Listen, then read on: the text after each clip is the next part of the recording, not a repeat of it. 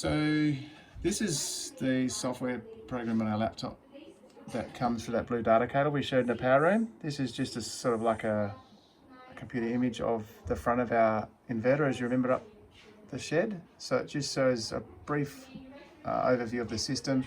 Obviously these green lights show that the charge of the batteries, the state of charge. It also tells us whether the the generator's running or not.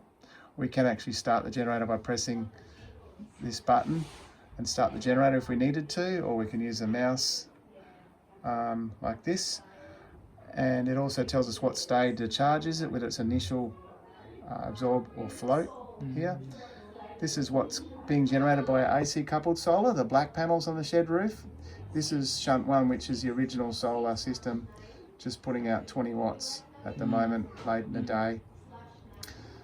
What's coming out of our batteries or going in, so it's just a small amount of power just going in, but because they're fully charged, they're 100%, it's just trickling in there.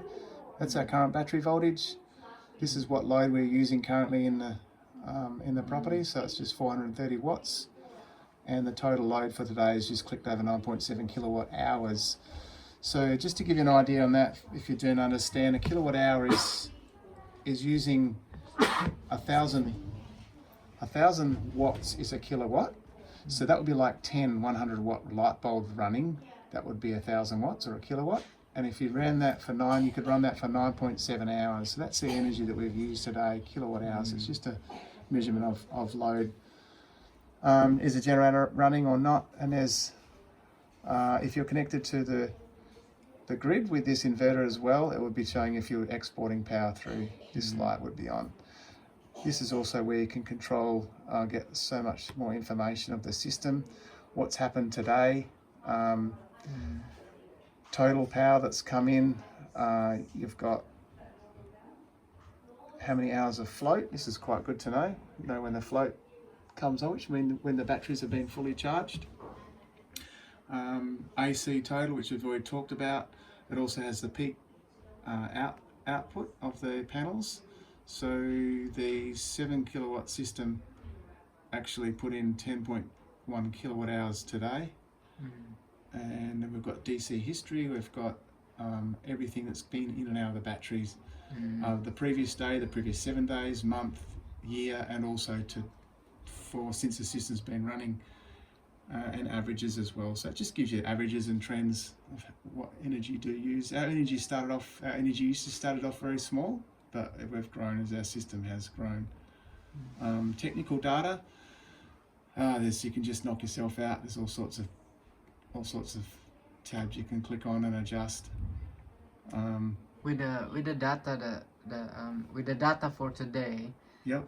We saw like 9.7 kilowatt. Yep, 9.7 kilowatt hours. Yep, that's so that perfectly fits your system, like for the solar array.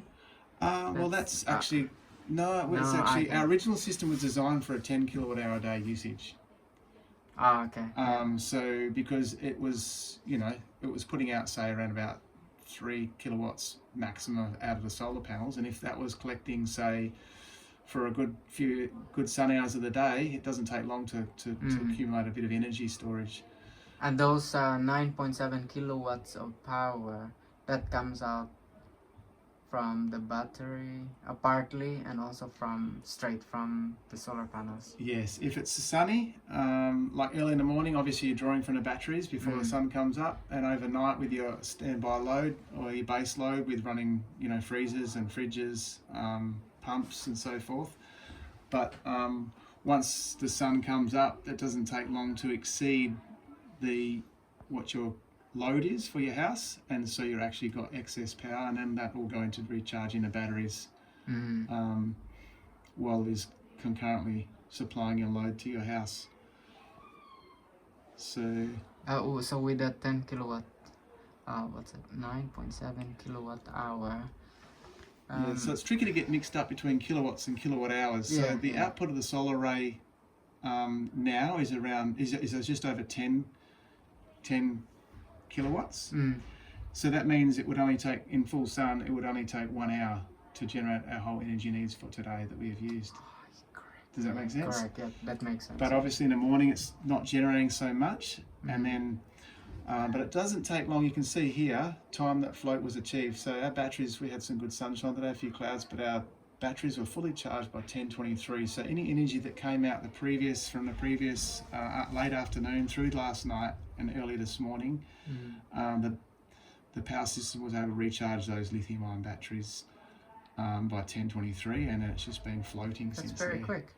Yeah, lithium-ion batteries, they can discharge very quickly and they can take a charge Oh, very yeah, quickly. It's one of correct. the benefits over lead acid.